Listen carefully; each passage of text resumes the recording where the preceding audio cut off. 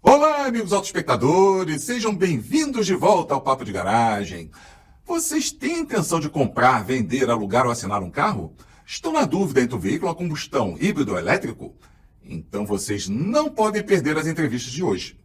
Para começar, Milad Calume recebe Cláudio Ferreira, diretor comercial da Neta, uma das novas montadoras chinesas presentes no Brasil.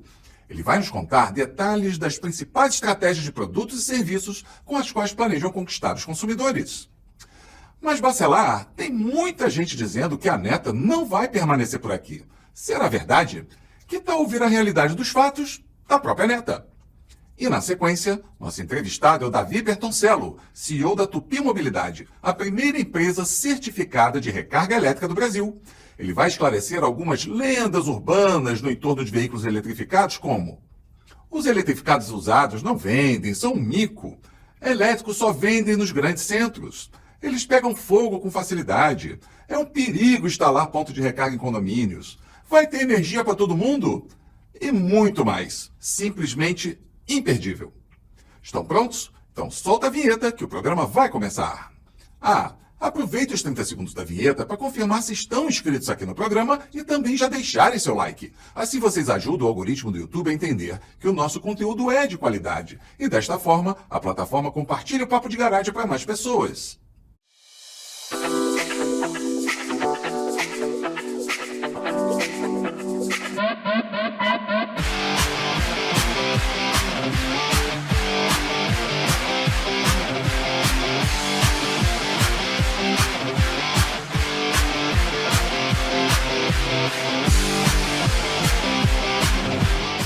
Agora sim, olá, autoespectadores! Sejam muito bem-vindos de volta ao programa Papo de Garagem, sua principal fonte de informação independente, qualificada, opinativa e descomplicada sobre o mundo da mobilidade. Mas é importante lembrar que só é possível entregar para vocês todo o conteúdo de forma gratuita graças aos nossos patrocinadores: GWM do Brasil, Concept, Continental Parafusos, Nemac e Unidas. Além deles, também somos apoiados pela Abla, ABVE, Fenalto, IKEA, SAE e SAE for Mobility. Visite o site de todos para saber o que podem fazer por vocês. Os links estão aqui embaixo na descrição. Bom, como viram na abertura, hoje teremos duas entrevistas muito especiais. Então vamos de imediato chamar a mensagem de nosso patrocinador master, a GWM do Brasil. Em poucos segundos estaremos de volta. Chegou o novo GWM Tech 300 Hi-Forte, o híbrido plug-in turbo da GWM. Tecnologia, sofisticação e muita potência. Difícil acreditar que é um carro só. Vamos acelerar. Técnica, solta a vinheta do quadro Café com Milad.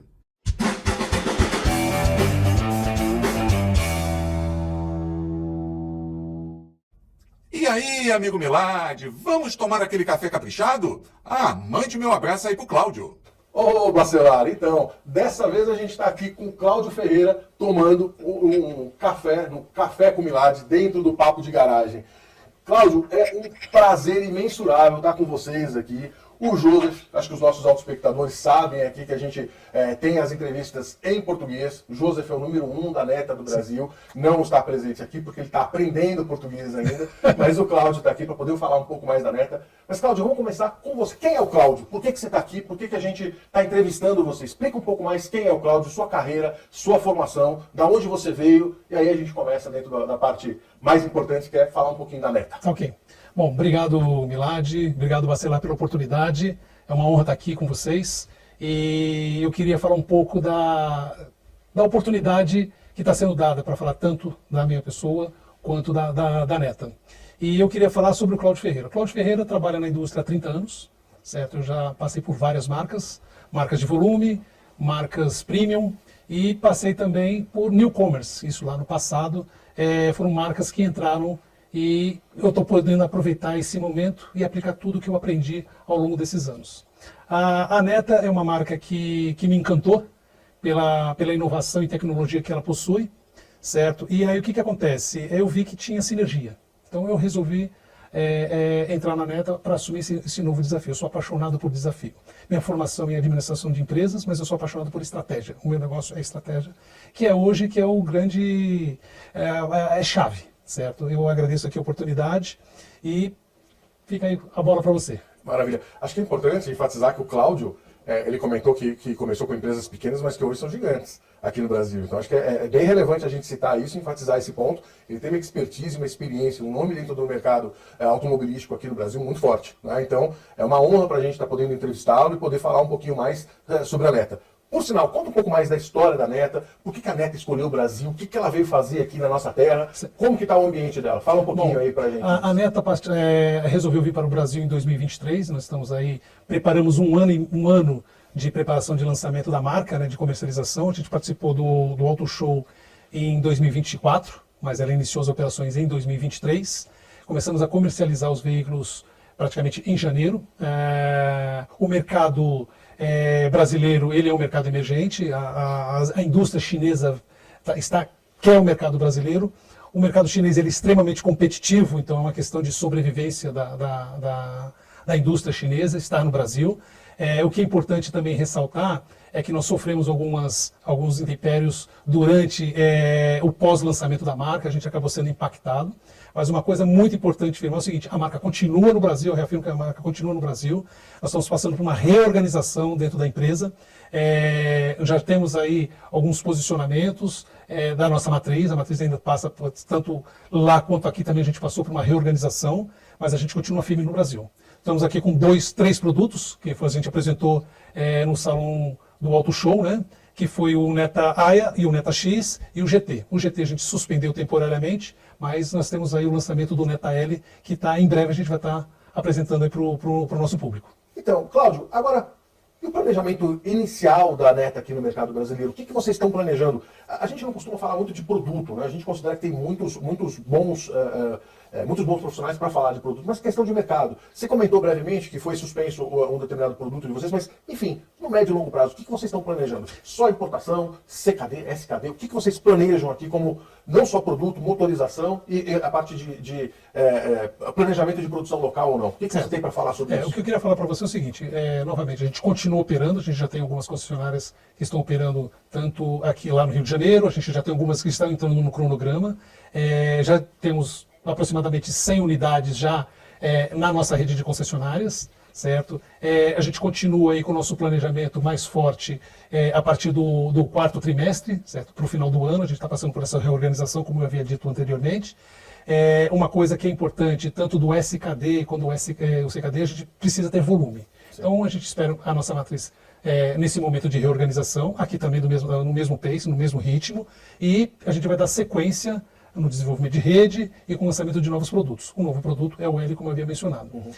Com relação à região, a gente tem aí já definido mais ou menos uma região, ou vai ser o Sudeste ou o Nordeste. Uma fábrica, uma implantação de uma futura potencial fábrica, dependendo dos números do mercado. Exatamente. Legal. A gente estima que tem que ser mais ou menos uns 10 mil carros. Sim, para justamente justificar o investimento. Uhum.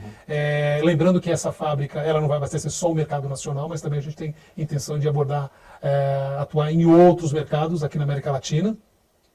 E basicamente, eu acho que de planejamento é isso que eu tenho que dizer para você. Não tem mais algo profundo. A gente continua firme no país e vamos estar, diante das circunstâncias que nós passamos, um momento de turbulência, a gente continua firme. Firme, forte, com tudo, pé embaixo dentro do mercado brasileiro. E o produto é maravilhoso, né? Sim, eu tive a oportunidade. O produto é maravilhoso, ele entrega, está bem posicionado, o produto é certo, e é uma questão de tempo. Eu tive a oportunidade de dirigi-lo na Fazenda Capoava, muito bacana, bem interessante realmente o produto. Eu acho que o brasileiro que não teve a chance de experimentar vai se surpreender com a parte interna, o acabamento interno, dirigibilidade do veículo. Vale a pena experimentar, testar a dirigibilidade dos carros da Neta, vale muito a pena. E tem infelizmente a gente não pode abrir, mas tem uma notícia interessante para acontecer em breve, né? Isso. Se você puder falar disso, acho que é interessante também. Nós entendemos que a mobilidade, ele vai ser o propulsor da introdução dos veículos elétricos. Então, assim, a gente tem o frotista como estratégia de negócio, a gente está com alguns negócios já bem encaminhados, a gente em breve vai estar anunciando, o Semilad vai ser um dos primeiros, se não for o primeiro a saber dessa informação. Em breve a gente vai estar divulgando junto com esse novo parceiro nosso, que vai criar realmente um impacto positivo para a marca e reafirmar que nós estamos presentes no país. Maravilha, vai ser um prazer e a gente vai fazer o todo possível para conseguir também fazer essa divulgação aqui no Papo de Garagem. Ok, obrigado. Mas, Cláudio, em função de tudo que a gente conversou, explica qual o cronograma que vocês têm, o que vocês pensam aqui com relação aos lançamentos, se vai ter carro a combustão. Eu sei que a Neta tem carro elétrico só, mas acho que é importante você explicar também um pouco desse conceito da Neta, do que vocês têm como powertrain. Então, vale a pena você explicar e expor um pouco esse planejamento que vocês têm de lançamento aqui no Brasil. Bom, aqui para o mercado brasileiro, a Neta tem o seguinte, ela tem os veículos elétricos, que como você mesmo disse, nós entendemos que o mercado brasileiro, ele também tem um espaço para veículos híbridos. Nós vamos trazer o nosso veículo, que é o Neta L, que vai ser lançado, a previsão é para o final do ano, então assim, ainda precisa ser alinhado com a nossa matriz, a gente está passando por uma reorganização, como eu havia dito para você. Esse veículo híbrido vai ter uma autonomia de 1.200 km, certo? Ele tem uma tecnologia diferente que chama EREV, que é Electric Vehicle. Isso aí permite um melhor conforto e tranquilidade para aqueles clientes que estão temerosos em adquirir um veículo com uma baixa autonomia, que a gente sabe muito bem que o veículo elétrico ele tem uma limitação de rodagem, mesmo sendo 400, o nosso carro lá roda 317 km pelo Inmetro, mas ele roda aproximadamente 350, 400 km de autonomia, mas isso o híbrido vai dar um melhor conforto para o cliente. Legal. Para você, autoespectador, é importante você entender o que é. É um híbrido, e aí a gente está mais habituado no híbrido que você tem ali os dois motores, o elétrico e a combustão funcionando em conjunto. Na verdade, o que ele está falando sobre esse EREV é um motor a combustão que alimenta uma bateria. O carro vai funcionar, o veículo da Neta vai funcionar somente a bateria. Então você vai ter um motor a combustão que vai estar alimentando essa bateria. Então você vai ter aí como um extensor de autonomia. É muito interessante, eu acredito demais nessa tecnologia. Para mim é bem interessante e vocês estão de parabéns. Acho que o Brasil em si deveria ter tido essa revolução já há algum tempo. Não por intermédio da Neta, mas assim, em relação à nossa engenharia. A gente era plenamente capaz de desenvolver alguma coisa aqui no Brasil para atender essa tecnologia. Veículos, modelos aqui, a gente já sabe que são produzidos em outros mercados com essa tecnologia. Sim. E a gente não tem isso disponível aqui no mercado brasileiro. Mas é isso. Você, autoespectador, chegou aquela hora, não se esqueçam de vocês frequentemente estarem colocando pra gente quem vocês querem que a gente entreviste aqui na cadeira. Tragam perguntas, tragam citações, tragam comentários, interajam com o programa para que a gente possa estar atendendo vocês da melhor forma possível. E Cláudio, fala uma coisa. Você já tem uma rede de concessionários estabelecida em algumas cidades aqui no Brasil. Mas questão de expansão, questão de peças, o que vocês têm? Qual o plano de vocês aqui para o mercado brasileiro? Bom, Milad, eu vou falar para você desse momento. Qual é o momento que nós estamos passando? Estamos passando por uma reorganização. Então, nós temos concessionárias na rede em São Paulo, Rio de Janeiro e Brasília. Então, essas são as principais praças que nós estamos focando, faz parte. Para atender os nossos clientes, a gente também está homologando algumas oficinas para que a gente possa dar suporte baseado na estratégia que eu falei de mercado frotista. Então nós estamos falando de colocar volume de veículos dentro do mercado, nessas três praças que eu acabei de dizer para você. Qual é o plano? A partir de a gente ter a nossa matriz já reorganizada, a gente volta a fazer a expansão nos principais mercados. É claro, baseado numa estratégia, analisando os produtos, ou tem mercados que avançam, são mais receptíveis aos veículos elétricos, certo? E outras não. Então a gente entende cada mercado baseado numa estratégia junto com um parceiro comercial, que já nós estamos bem alinhados e em breve a gente vai estar informando para vocês. Com relação a peças, a gente tem um fornecimento direto da China, isso é claramente que está atrelado ao sucesso da marca ao fornecimento de peças, isso é uma preocupação e um cuidado que a marca tem. A marca precisa se preocupar com isso porque isso impacta diretamente na vida do nosso cliente. E nós temos um armazém que fica ali em São Bernardo do Campo, que tem um fornecedor, que é a SADA que vai fazer a distribuição das peças. Então isso para garantir a tranquilidade dos nossos clientes. Mas, Cláudio, assim, com relação, você tem um cliente nessas três grandes praças que vocês estão atuando hoje em dia. Sim. Qual é SLA aplicado, caso tenha aí algum tipo de dificuldade? O cliente tem uma coisa um pouco mais banal, que seria aí um para-choque danificado, ou alguma coisa um pouco mais complicada, um problema aí de eletrônica dentro do veículo. Como que está o SLA de vocês para o atendimento do cliente final? Ok, Milad, acho que muito bem colocado por você. Essa é uma preocupação da marca. A marca precisa, para ela ser uma marca forte, ela precisa ser ágil no atendimento do seu cliente.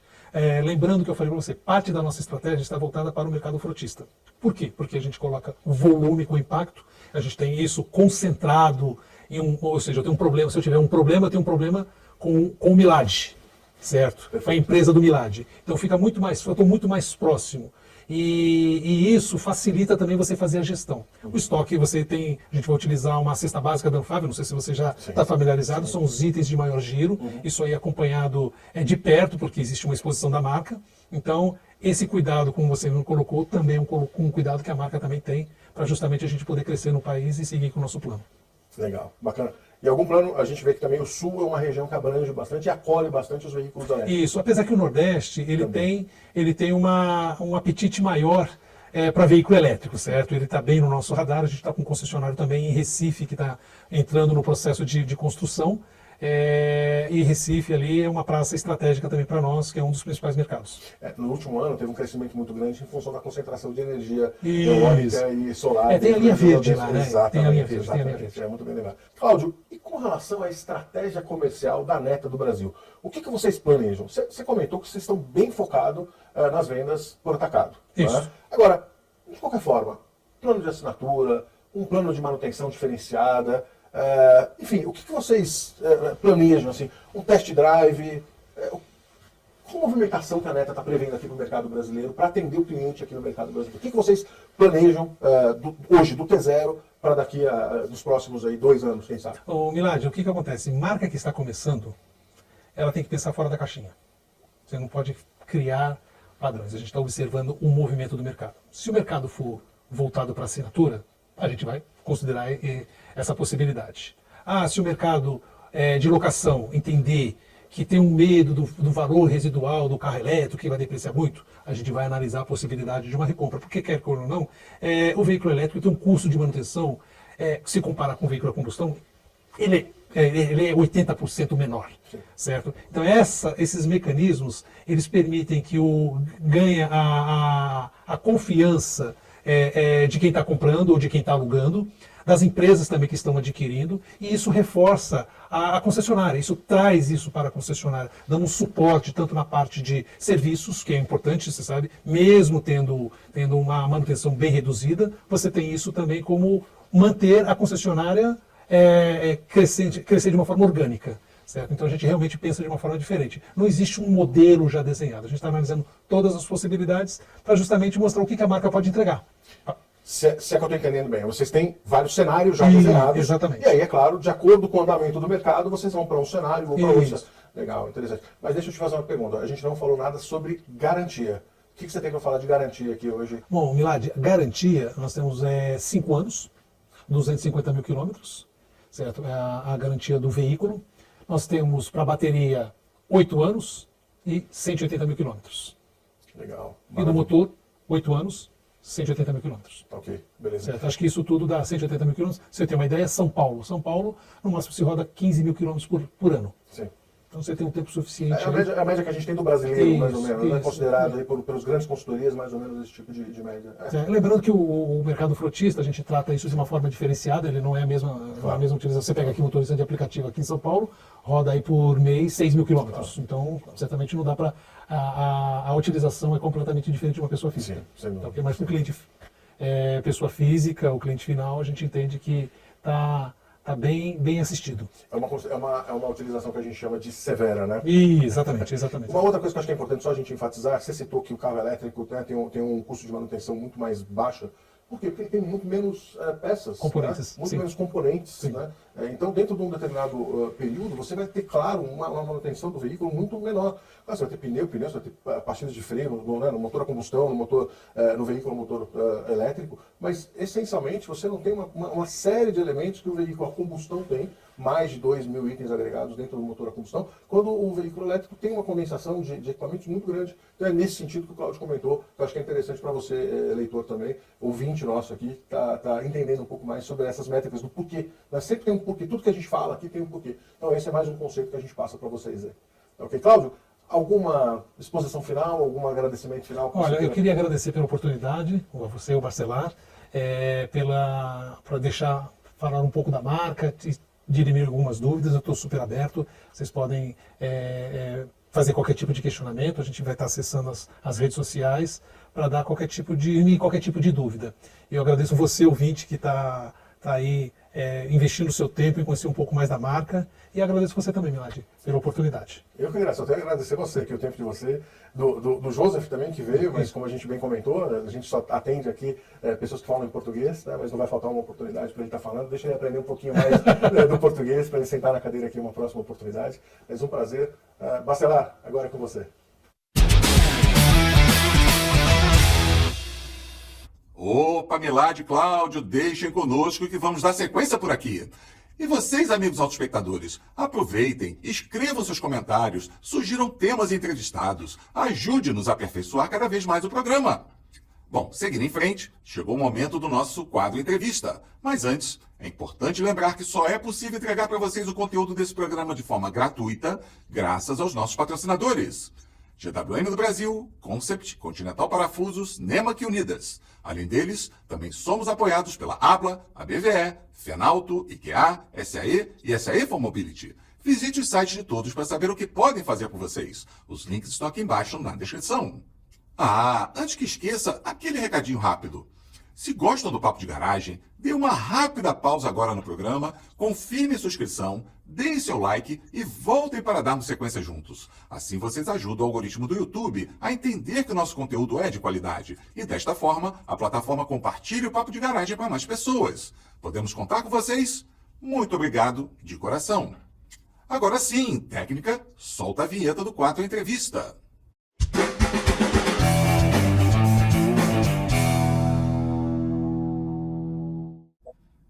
Hoje, temos a honra de receber Davi Bertoncello, CEO da Tupi Mobilidade. Publicitário de origem, empreendedor por vocação e apaixonado por impacto positivo, Davi começou a carreira ajudando a construir algumas das maiores marcas do Brasil e do mundo e, desde então, nunca mais parou de criar narrativas que movem pessoas e transformam setores. Desde 2012, atua com sustentabilidade, com a semente plantada ainda lá na Rio +20, e de lá para cá já fundou 3 startups. A mais recente delas é a Tupi, referência nacional em tecnologia para recarga de veículos elétricos, onde conecta sua experiência em branding, tecnologia e inovação com um propósito bem claro: acelerar a eletrificação do país de forma justa, acessível e inteligente. Davi foi listado entre os 10 maiores empresários brasileiros com menos de 40 anos pela revista Exame em 2016 e tem atuado com voz ativa em eletromobilidade em grandes palcos nacionais e internacionais, incluindo a COP27, a FutureCon, o Rio Innovation Week e o Cannes Lion Festival. Hoje, também é diretor de comunicação e marketing da BVE, participa da articulação de políticas públicas e lidera iniciativas que promovem interoperabilidade entre redes de recarga e a descarbonização da mobilidade urbana. Fora das telas, é fã de boxe, pai coruja e daqueles otimistas incorrigíveis que acreditam que o Brasil tem tudo para liderar, com criatividade e coragem, a revolução da mobilidade limpa. Davi, é um enorme prazer te receber aqui no programa. Muito obrigado por aceitar nosso convite e seja muito bem-vindo. Eu que agradeço, Bacelar, é um prazer estar aqui e levar um pouco mais de informação sobre mobilidade elétrica para o seu grande público. Davi, falando do nosso público, uma boa parcela do nosso público trabalha na indústria automotiva, sim, mas atualmente grande parte dele é composto por consumidores de produtos e serviços de mobilidade. Então essa é uma oportunidade incrível de contato direto entre você e eles. E posso te dizer, é impressionante a quantidade de perguntas que nós recebemos da plateia direcionadas a você. A equipe de produção fez um esforço bem grande para consolidar várias delas, para que a gente não transforme essa nossa entrevista em uma rave. Então, vamos de imediato às perguntas. Davi, até pelo perfil da maioria do nosso público, como eu acabei de comentar, eu acho que faz sentido a gente começar de uma forma assim, digamos, mais didática, né? Conta para eles qual é a origem da Tupi, há quantos anos estão no mercado, qual o foco de atuação, por exemplo, qual a dimensão atual do negócio de vocês em termos de usuários, ponto de atendimento, quais os principais diferenciais de vocês frente à concorrência? Legal. Primeiro, obrigado pelo espaço qualificado. Muito importante para te responder, eu voltar para 2016, quando ainda na minha última startup de pesquisa de mercado, atendendo ao setor automotivo, fiz uma grande pesquisa, que hoje já não tem mais embargo, posso dizer, foi uma pesquisa com o pessoal da Porsche, e no meio de diversas perguntas, uma pergunta em especial me chamou a atenção. Ela dizia algo na linha de se o usuário de Porsche trocaria o ronco do seu motor por um futuro mais verde para os seus filhos. Por mais auspiciosa que tivesse sido a pergunta, eu imagino que para alguém trocar um ronco de motor Porsche, do outro lado, algo deve valer bastante. E foi aquilo que me trouxe o primeiro estalo, e de forma genuína, em 2018 para 2019, fiz uma outra pesquisa, essa maior ainda, com um público muito abrangente, mais de 1.600 brasileiros de todas as classes sociais. E algo me pareceu que já estava muito mais mobilizado, e foi o que deu para mim a fagulha do que veio a ser a Tupy. No primeiro modelo, de 2018 para 2019, a gente lançou a Tupy com um olhar muito parecido com as poucas startups que vimos fora do Brasil, né, algumas dos Estados Unidos principalmente, onde existia um modelo ponta a ponta, né, em que a startup olhava para tudo. E eu conto até, tem uma história que eu comecei a Tupy, já comecei a trabalhar na BVE, né, e aí certa vez eu recebi na BVE uma reclamação de um ponto, e é o que eu uso até hoje para explicar. Então imagina ali que em 2018 para 2019, às vezes você tinha um ponto que era uma bandeira, né, de posto, onde tinha uma segunda, uma rede de restaurante, onde tinha a empresa que colocou o hardware, e uma quarta empresa que era o CPMS, e aquela história toda, basicamente a gente via que o cachorro de 4 donos morria de fome. Então a Tupy olhou para aquela experiência e trouxe algo ponta a ponta. Nesse modelo, a Tupy, de 2018 até 2019, chegou a ser a principal rede do Brasil, com 350 pontos, né, onde a gente olhava e fazia realmente todo o percurso, né? Mas, claro, foi muito importante para a gente uma mudança que percebemos ali em 2022, em um mercado muito mais adensado e com as entradas de grandes empresas, né? No nosso caso, em 2022, a gente teve ali os primeiros investimentos, e depois em 2023 aquele que para a gente foi um investimento de consolidação, né, do grupo Raizen, que estava adensando ali as discussões do programa Shadow Charge no Brasil. E aí a Tupy entendeu que era um momento oportuno para a gente deixar aquele modelo para trás, onde a gente fazia tudo, e vendemos, né, os nossos ativos, então a rede de carregamento, para ficar só com aquilo que de fato é o nosso core business, que é o que a gente faz até hoje. Então hoje a Tupy tem aquele que é o principal aplicativo na mão do usuário de carro elétrico. Então, no mercado que tem aí hoje pouco mais de 250 mil carros 100% elétricos ou eletrificados plug-in, aqueles que tomam energia, né, por tomadas, e a Tupy tem hoje 195 mil usuários. Então, esse é mais ou menos a minha participação aí de mercado como o principal aplicativo do Brasil. Alguns grandes números, a gente chegou a 17 gigawatt-horas de energia que passou pelo nosso aplicativo. Estamos crescendo aí em um mercado que cresce 5% ao mês, a gente tem crescido 15%, então realmente a gente fala, são duas revoluções que aconteceram, né? Tanto a revolução elétrica quanto, claro, o setor automotivo, que propiciaram o surgimento da Tupy e de um ecossistema, né? Eu acho que a grande diferença quando a gente fala de mobilidade elétrica que mobilidade elétrica ela traz um elemento importante para o usuário. O usuário ele não faz a compra de um carro hoje pensando só no carro. Ele faz a compra realmente olhando todo um ecossistema. E aí, claro, a necessidade de empresas como a Tupy é realmente ajudar esse usuário a fazer a transição mais tranquila.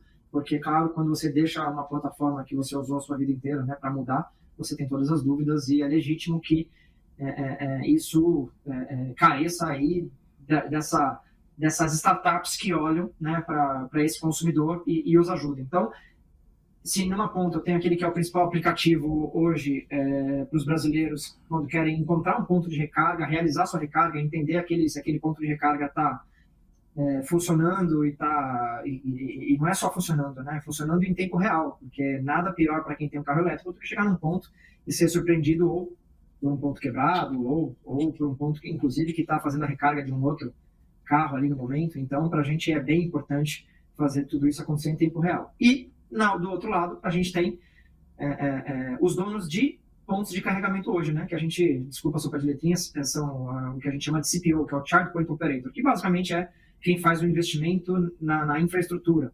E para esse investidor que compra o hardware, para ele fazer essa gestão desse hardware, é que existe exatamente empresas como a Tupy. Então, eu tenho um negócio, desculpa de novo aqui os anglicismos, mas um negócio B2B2C, em que o meu cliente direto é o dono da infraestrutura e eu tenho o aplicativo que ajuda o usuário a achar esses pontos. Fantástico. E se já é um desafio no cenário atual, imagina a gente olhando para frente. Eu vou pegar carona, inclusive, na sua pergunta, para fazer uma provocação na sequência, Davi. No final do mês passado, a Anfávia publicou um estudo bastante completo sobre a migração de matriz energética automotiva nacional. A gente até discutiu esse material aqui no programa, mas nesse material ele mostra que em 2040, no cenário mais conservador, somente 14% de todos os carros vendidos no país ainda serão a combustão, né? Mais do que isso, nessa projeção, 40% dos eletrificados serão BEVs, ou seja, aquele que você tem que botar na tomada para carregar, ou elétricos puros, como às vezes a nossa audiência se refere aqui, né? Bom, isso representa uma virada de jogo bastante radical, né? Em apenas 15 anos de janela, essa transformação toda, e sempre aparece uma pergunta da plateia mais ou menos assim: vai ter energia para essa frota toda? Inclusive, se a gente considerar que também teremos muitos ônibus, caminhões elétricos, e a gente sabe que as baterias, né, desses ônibus e caminhões são bem mais robustas. Como é que você vê esse cenário? É importante esclarecer esse tipo de questionamento, até porque hoje, para o brasileiro, quando ele vai fazer a escolha por um elétrico, ele por vezes é bombardeado por diversos tipos de questionamentos, desde os que são mais legítimos, né, até aqueles que, de fato, figuram aí dentre as fake news. Quando a gente fala do cenário de energia, é muito importante lembrar em que, como eu falei antes, estão existindo duas evoluções ao mesmo tempo.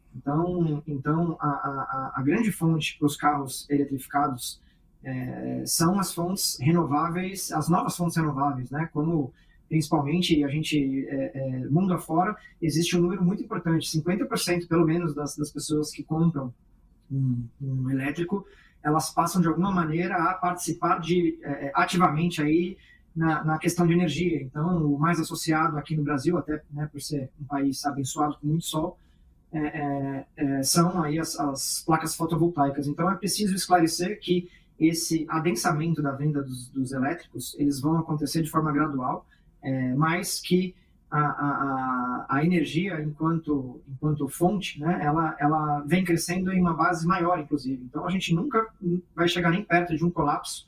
E eu costumo brincar que se a gente tiver que se preocupar com fonte de energia, a gente tem que se preocupar muito mais com ar-condicionado no prédio do que necessariamente com os carros elétricos.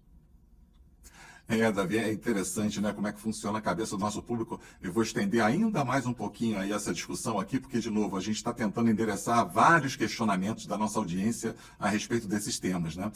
Então, eu acho que seria um bom momento. A gente falou aqui que em 2040, ali na frente, né, 40% dessa frota eletrificada serão BEV, se a pesquisa estiver correta. Então, a nossa audiência aqui fica interessada em saber como é que anda a infraestrutura de recarga atual, né? Talvez você, na tua posição, com a tua experiência, você possa explicar para eles quais são os números atuais dessa infraestrutura de recarga e quais são as projeções para os próximos anos. Acho que é um bom momento também para você falar sobre aquele conceito de interoperabilidade e os benefícios que ele traz para os consumidores de mobilidade elétrica. Claro.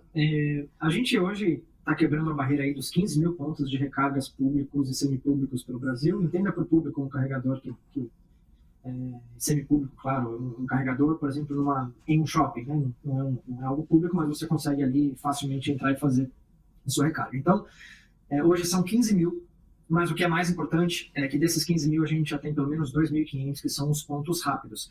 Para explicar aqui para a audiência, o que a gente vem chamando de ponto rápido é normalmente um ponto de carga, um DC que a gente fala, né? Que ele muitas vezes aí carrega um carro elétrico em algo como 30 minutos, 40 minutos, tá? Um convencional. E vocês têm o AC, que é aquele que normalmente leva de 5 a 7 horas para carregar um carro. O fato é que até 2024 a gente falava desse número como um número geral. Temos aqui 10 mil pontos, temos 12, agora temos 15 mil. Acho que a discussão a partir de 2025 ela ganhou novos contornos. Então, muito mais do que falar em 15 mil ou em 2.500 rápidos, a gente falar, entender como que acontece isso, né? O Brasil é um país de dimensão continental, então costumo dizer que quando a gente olha para São Paulo, que carrega sozinho aí algo entre 35% e 40% do total de carregadores, São Paulo, capital, hoje, para mim, eu compararia a Califórnia. Mas, claro, quando você vai para, né, regiões mais distantes, você ainda tem um menor número, né, de carregadores públicos. Muito embora, acho que é muito importante aqui frisar e aproveitar a sua audiência para dizer que o Brasil está aceitando mobilidade elétrica não só nas grandes cidades. Eu acho que isso também é algo que a gente escutou muito, né? Nas grandes cidades faz muito sentido. Eu acho, e o Brasil tem respondido isso muito bem, no interior existem muito mais casas, né? E não existe nenhum lugar melhor para você conseguir carregar de fato seu carro sem nenhuma burocracia. Desde que você tenha a sua casa e consiga colocar em um wallbox, você tem a melhor relação possível, né, com o carregamento. Então, o que a gente tem visto é o adensamento, né, da mobilidade elétrica nos interiores. Eu mesmo estou falando agora aqui de Taubaté. Em 2019, eu tive o primeiro carro 100% elétrico, talvez da cidade, mas do meu condomínio com certeza. E foi o único por uns 3 anos, ou mais. Mas ali, no final de 2023, começaram a aparecer. E hoje, assim, tranquilamente, no meu condomínio de 40 casas, a gente está falando aí de pelo menos 15, porque existe essa vantagem. Mas, ao mesmo tempo que você consegue carregar muito mais fácil na sua casa, no interior você tem menos oferta de carregadores públicos. E aí entra a necessidade de você ter aplicativos como a Tupi que ajudam esse usuário a conseguir programar e planejar uma recarga, principalmente para o caso de necessidade, por exemplo, de uma viagem ou de fazer, acho que um carro hoje elétrico, 100% elétrico, ele roda aí tranquilamente de 300 a 400 quilômetros quando carregado 100%, né? Então, a gente pode imaginar que 90% ou para mais das tarefas domésticas que a gente, ou da necessidade de uso doméstico de carro, a gente consiga, né, carregar 100% em casa. Mas quando a gente olha para percorrer essas grandes distâncias, existe a necessidade de adensamento desses carregadores públicos, principalmente os carregadores rápidos. E a boa notícia é que só nos últimos 4 meses a malha de carregamento rápido cresceu mais de 50% no Brasil por si só. Então antes aquela história do ovo e da galinha, né, quem vem primeiro, o carro ou a infraestrutura, eu posso dizer que não tem certo ou errado, mas no Brasil veio primeiro o carro. Então a infraestrutura teve que correr atrás. Hoje em dia, eu diria que não, que já existe uma equivalência muito importante entre a quantidade de carros elétricos e infraestrutura. Mas, claro, quando se fala de mobilidade elétrica, eu gosto de pensar que a gente saiu do dia 0 e está no dia 1. Né? Então, tudo que vai acontecer daqui para frente, principalmente agora em que a gente teve anúncios concretos de montadoras que vão começar a produzir os elétricos nacionais, a gente entende que tudo que a gente fez até aqui, a gente vai ter que fazer muito mais. Quando você pergunta sobre o crescimento dessa malha, eu digo que há 5 anos o Brasil estava com um pouco mais de 500 carregadores e em uma sabatina me perguntaram quantos carregadores o Brasil vai ter em 5 anos. Eu disse 10 mil, falaram, olha, você não acha que você é otimista?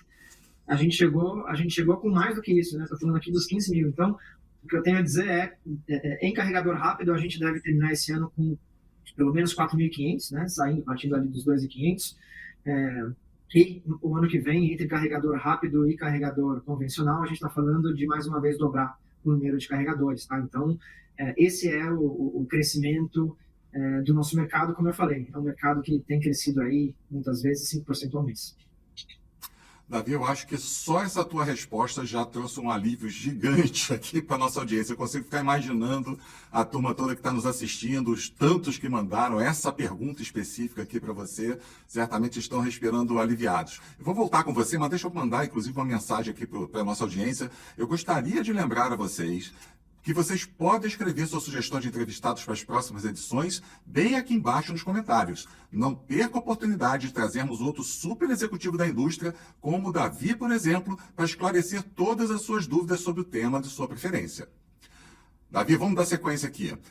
A nossa audiência ela tem acompanhado com bastante atenção toda essa discussão sobre importa veículo elétrico, produz localmente, principalmente estão preocupados com o risco de tornar esses produtos ainda mais caros do que já estão. Né? Quando a gente vê a história recente, a história global, né, de eletrificação, ela nos mostra que tanto Coreia como China deram grandes viradas na sua indústria ao seguir um caminho de atrair montadoras para produzir seus veículos localmente, oferecendo vantagens como mão de obra mais barata, logística eficiente, incentivos fiscais. Isso para dizer o mínimo. Né? Olhando para o Brasil, como é que você enxerga a nossa situação atual? A gente não devia seguir a cartilha dos asiáticos ao invés de simplesmente ficar aumentando imposto de importação? Qual seria o caminho correto, na sua opinião? Veja, é muito importante a sua pergunta, porque quando a gente fala, quando a gente olha para a questão, né, da importação e dessa discussão do imposto sobre a importação, é necessário dizer que a única defesa que a gente traz para a mobilidade elétrica é que, como em qualquer setor, você tem que olhar para essa taxa imaginando que você não tem produção local, tá? Então, assim, o Brasil, acho que a partir desse ano a gente começa a produzir localmente, e isso é o que todo o setor de mobilidade elétrica mais espera, né? Que o Brasil aproveite essa oportunidade. Na sua pergunta, acho que muito importante a gente pensar até, a gente tem sido bombardeado pelas questões, por exemplo, o tarifaço do Trump, né? Acho que agora, com a discussão da guerra, deu até uma arrefecida, mas é um tema bastante quente ainda, e que em mobilidade elétrica eu diria que não é nenhum tema novo, né? Os Estados Unidos, mesmo ainda durante o mandato do presidente Biden, já sobretaxava, né, a importação dos chineses, né? E por conta disso, mesmo antes da entrada do presidente Trump, o Brasil já era o principal polo para recebimento dessa frota chinesa, né, fora ali da China. E a construção disso, eu acho que aí o Brasil vai ter que tomar suas próprias decisões, né? Mas eu diria que é muito sensível para a gente amadurecer essa... Aqui eu acho que é um ponto bem importante, tá? Porque muitas vezes a gente fala a indústria como se a indústria dos carros a combustão e a indústria dos elétricos, elas tivessem ali um embate por si só. E eu não vejo assim, tá? De fato, eu até imagino, assim, me perguntaram outra vez o que eu pensava se as montadoras tradicionais teriam chance. E meu ponto eu creio que sim, mas não visitando, né, os mesmos pontos, cometendo os mesmos erros. Eu acho que trazer um pouco do que a China fez, né, com a cadeia de produção talvez seja o principal ponto das montadoras tradicionais imaginarem suas estratégias. Mas, de fato, eu não gosto de conviver com essa ideia de que é uma ou outra. Eu acho que aqui o principal ponto é quem vai escolher isso é o consumidor, né? E eu acho pouco provável que o consumidor brasileiro, agora, com a internet, com a exposição que a gente tem, né, de tudo que acontece de melhor no mundo inteiro, que a gente aceite uma plataforma de carro tupiniquim, ou algo feita só para o Brasil. Realmente não imagino que esse discurso seja um discurso vencedor daqui a 2 ou 3 anos, porque o que a gente via até então, claro, quando a gente, né, entende aí a discussão que aconteceram nos últimos anos, a gente partia de um repertório em que o carro elétrico era realmente um carro mais caro, né? Então, mas hoje isso já não é nenhuma verdade em absoluto, né? Se a gente for pensar que o carro elétrico hoje no Brasil ele custa algo como parte de R$100 mil e um zero a combustão parte de R$70 mil, primeiro que esse preço já está muito mais próximo, e segundo que essa comparação ainda continua sendo injusta para o carro elétrico, porque o carro de 100 mil elétrico ele é um carro que tem freio ABS, ele é um carro que tem bancos de couro. Então, se você for ver o carro a combustão que tem esses mesmos features, eles vão custar hoje já igual um carro elétrico. Mas ainda assim, claro, estamos aqui só falando de carro zero, né? Então, eu acho que assim, a primeira questão é quando a gente começar a ter carros elétricos realmente, né, uma segunda vida de carros elétricos, que a gente vai possibilitar o brasileiro ter o acesso dessa tecnologia. Porque o brasileiro é um apaixonado em essência, por essas duas coisas, né? Tanto por tecnologia quanto por carros. Davi, eu fico muito feliz de ver que você, como uma pessoa extremamente especialista no assunto, né, está bastante sincronizado com o ponto de vista aqui, não só do programa como um todo, não só meu, mas também dos outros participantes que estão aqui. Eu estou falando do Ricardo Bastos, estou falando do Paulo Miguel, estou falando do Enilson Salles, estou falando do Milad Kalumi. Nós estamos na mesma página, com a seta apontada para o mesmo caminho e torcendo, não só torcendo, a gente fica aqui do programa tentando fazer a nossa parte, né? Como a gente está fazendo aqui, tirando um monte de dúvidas de um público enorme B2C que nos assiste aqui, mas também discussões com a própria indústria sobre os caminhos ideais para a gente tomar daqui para frente, né? Inclusive, a gente vai fazer um outro exercício agora na próxima pergunta, mais uma vez, de consolidar questionamentos que foram colocados pela nossa audiência, né? As análises desse mercado que a gente faz aqui no programa, como eu comentei, elas têm feito o nosso público questionar bastante, vamos chamar aqui de lendas urbanas sobre veículos eletrificados. Uma delas diz respeito a eles só venderem em grandes capitais, embora os números que a gente mostra aqui no programa se contradizem isso, né? Estão vendendo bem em todo o país. E tem uma segunda que afirma que os usados são um mico, mas, de novo, os números que a gente mostra aqui, a gente mostra que a gente está acumulando recordes de venda de eletrificados usados a cada ano. E no teu ponto de vista, com a tua experiência, o que você pode falar a respeito? É muito bom ter esse tipo de discussão. Acho que eu falei já um pouquinho sobre as vendas dos eletrificados Brasil afora, e realmente eu entendo muito bem o porquê que numa capital se fala muito, né, do uso dos elétricos nas capitais pela sua facilidade, mas eu imagino, inclusive, que no interior a gente consiga, de uma forma muito mais fácil, colher aquilo que um carro elétrico melhor pode oferecer, né? A discussão é, poxa, quanto tempo você perde carregando na sua casa? Eu digo, olha, para ir no posto de gasolina eu perdia 5 a 7 minutos, aqui em casa eu não perco nada, eu chego, ponho para carregar, quando eu saio está carregado.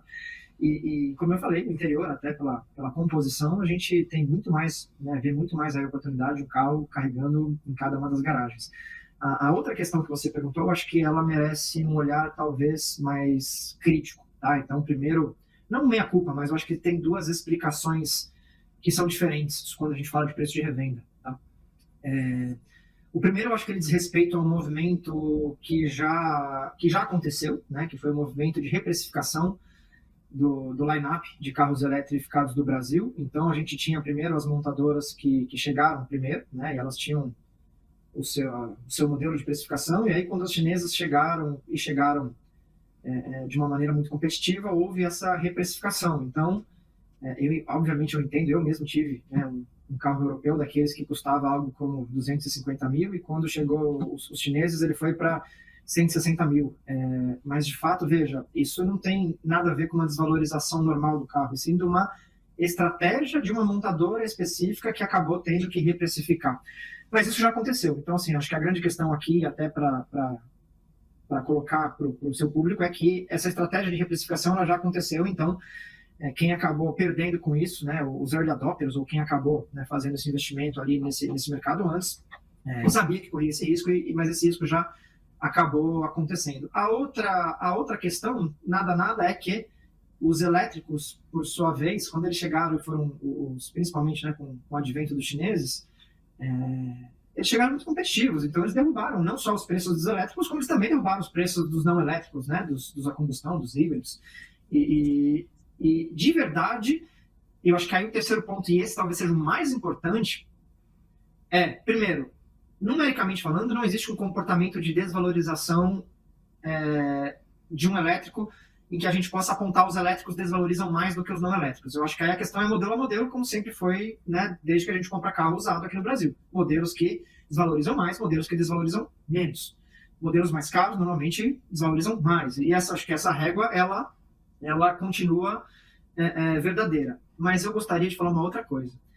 Que a composição de quem compra um carro elétrico, quando pensa em uma potencial desvalorização, deveria ser diferente. Porque no carro elétrico, a gente só sabe disso depois que compra um 100% elétrico.